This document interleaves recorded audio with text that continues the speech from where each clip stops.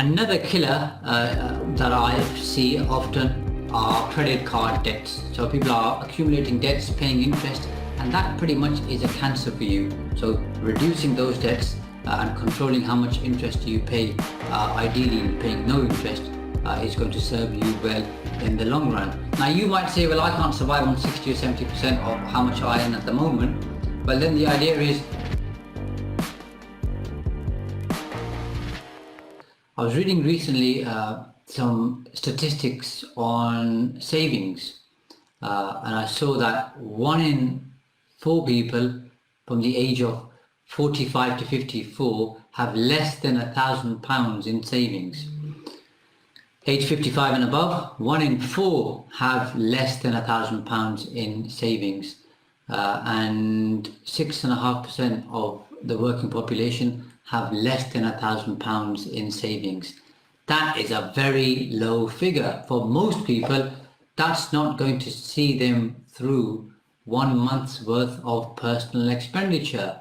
So it's important to save. What was I found surprising, in fact, was that men have higher savings than women. I thought it would be the other way around, simply because in my experience, I find women are more disciplined, they're more focused. Yeah, so I thought they would have higher savings, but that wasn't the case. So something which I read a long time ago, a book called The Richest Man in Babylon, taught me something which I've been using for a while, and I thought it'd be good to share that with you. And that's about building habits of having different money pots, money buckets where you save money for certain purposes. And unfortunately, what I find is a lot of people, as they earn money, they end up spending most of it, and they don't have enough for a rainy day or a slush fund, and they definitely don't have enough for investments. So what I started doing a number of years ago was I created a couple of additional bank accounts. One was a savings account and the other was a charity account. And I started transferring a certain percentage into both accounts every single month. And you can start very low, let's say start at 1% each. And as you grow and build confidence, what you'll soon find is that that 1% soon becomes a much bigger number. And what's really interesting is that the tendency may be to put less in the charity account and more in the savings account. Marcello says, hi Marcello, hope you're well. The tendency it could be tempting to put less in the charity account and more in your savings account. And what you'll find interesting is that the more you put in your charity account, the more money that you tend to attract in your business and in your life. But anyhow, start with any number that you like, and you'll soon start increasing that as a percentage. Now, all the money that goes into your savings account, you can only invest in wealth accumulating assets. And all the money that goes into your charity account, you obviously give that away to charities as you please, wherever you please. And soon what you'll see is your savings will start accumulating and building up, and then you'll start putting a higher percentage into your savings account.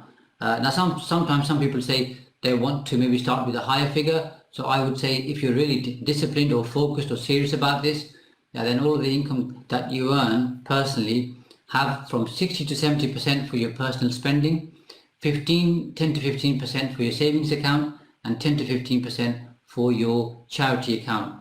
And what you'll see is over, say, a 5 and 10 year period, the compound impact of your savings will accumulate very, very quickly.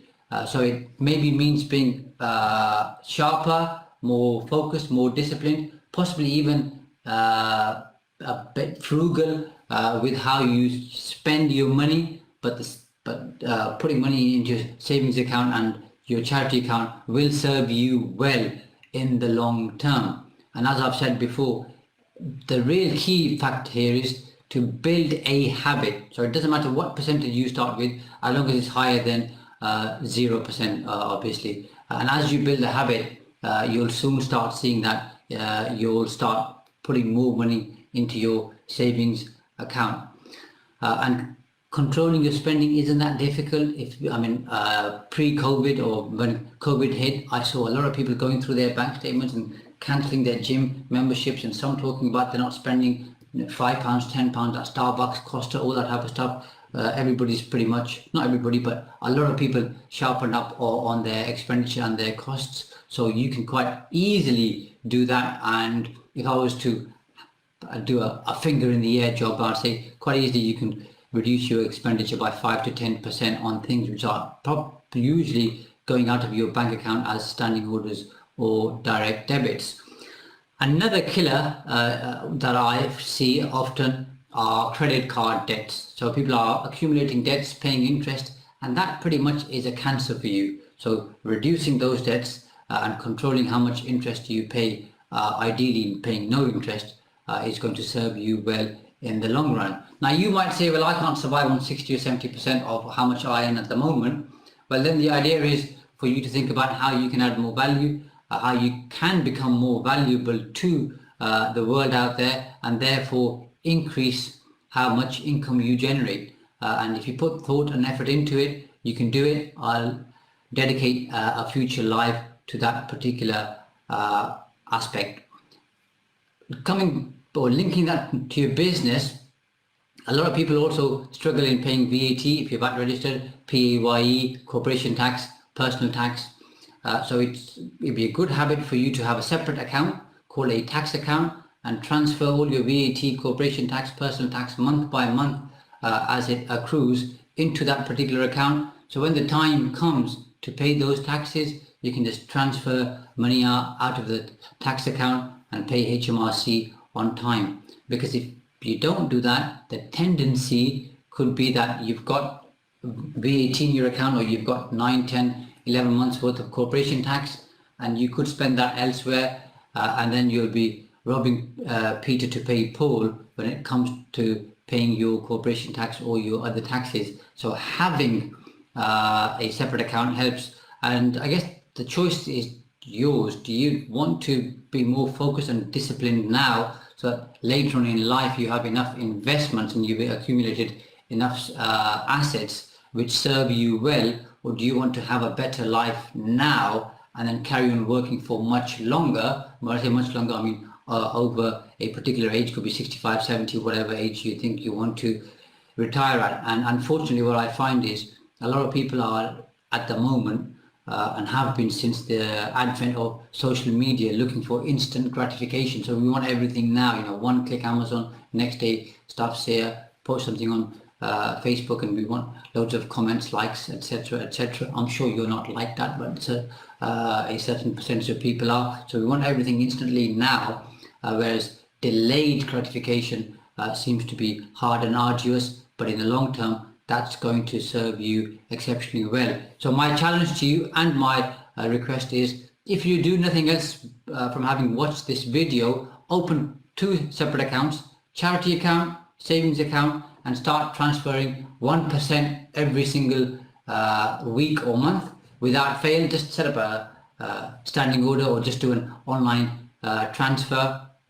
And what you'll see is, as the weeks, months and years go by, you are going to increase that percentage. How do I know? I've been sharing this with people for the best part of 8 or 9 years, and every single person who's come back to me to share with me that they've been doing this has confirmed that they have increased the percentage as time has gone on, and they've also become wealthier as a direct result. So I hope you're going to take some action. But remember, you have to have both accounts, the charity account and the savings account, not just one. And obviously use the money in the savings account to invest in wealth accumulating assets. Marcello says, do you recommend a particular savings account? I guess you can have any account you like, Marcello, as long as you've got access to those savings. Because if you're looking to invest money, you don't want a 60, 90 or 100-day savings account where you can't get access to that money quickly. So just have a sub account. That's going to work absolutely fine.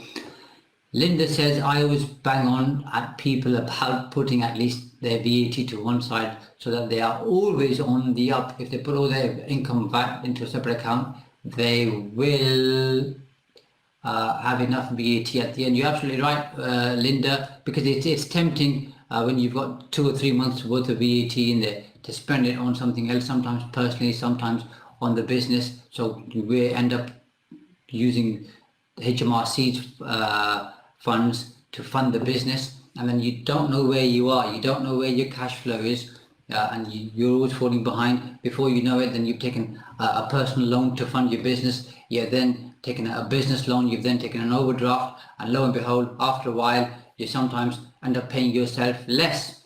And I've always said, if you don't value yourself, other people aren't going to value you. So if you're paying yourself last, how does that work out for you in terms of how much you value yourself? So always make sure you pay yourself every single month and pay yourself what you're worth. How you pay, whether it's salary, dividend, bonus, all that type of stuff, is a conversation for a different day, but make sure you pay yourself. And if you start using HMRC's money, then sometimes people start paying themselves less, then they fall into debt. Personally, it's that kind of spiral which people should stay away from, and that comes through focus and discipline. I hope you've enjoyed this video. You have a wonderful weekend and see you soon. Bye for now.